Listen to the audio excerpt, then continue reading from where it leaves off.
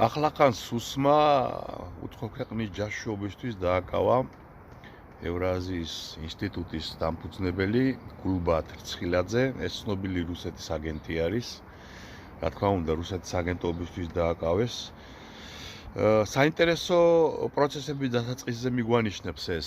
ჯერ ერთი არ ვიფიქროთ ის, რომ ხელისუფლება რუსეთის აგენტურას ებრძვის, ეს საჩვენებელი დაჭერა არის.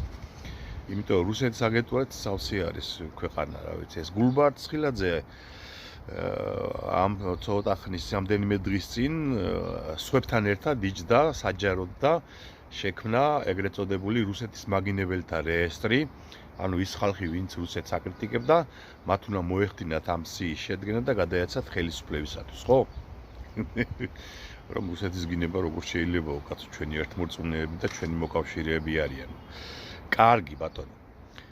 სხვები რატომ არ არიან დაპატიმრებული? მაგალითად დიმიტრი ლორთქიფანიძე, რომელიც უკვე 10 წრეულებია თითქმის პრიმაკოვის ეგიდით, FSB-ს ეგიდით შექმნილი გორჩაკოვის ფონდის დირექტორია საქართველოში. პირდაპირ FSB-ს მიერ შექმნილი, რა ვიცი, ჩამოთვალოთ კიდე ჯონდი ბაღათურია.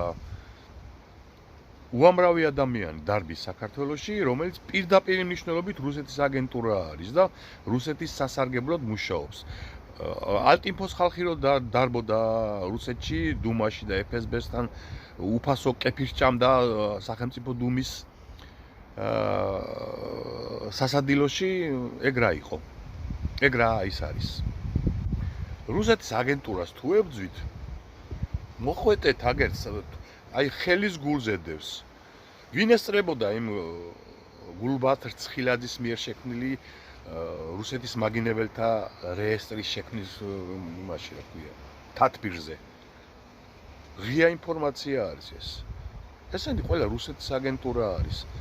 და ახლა რაც ყველაზე მთავარია, მხოლოდ ერთით უნდა შემოიფარგლოს ამ ქოცნებას, მაგრამ სინამდვილეში ამით ცდილობს უკვე ხვალზე დააპატიმროს ეგრეთ წოდებული დასავლეთის მომხრე არასამთავრობო ორგანიზაციის რომელიმე ლიდერი. აი ამის შემზადებაა ეს თუ არა და ვნახოთ აგერ. თუ რუსეთის აგენტურას ებძვით, აგერ ბატონო სავსეა, ყონაათიშაურია ყრია ქუჩაში. იმდენი რუსეთის აგენტურა თან ღია, თან აწლეულებით.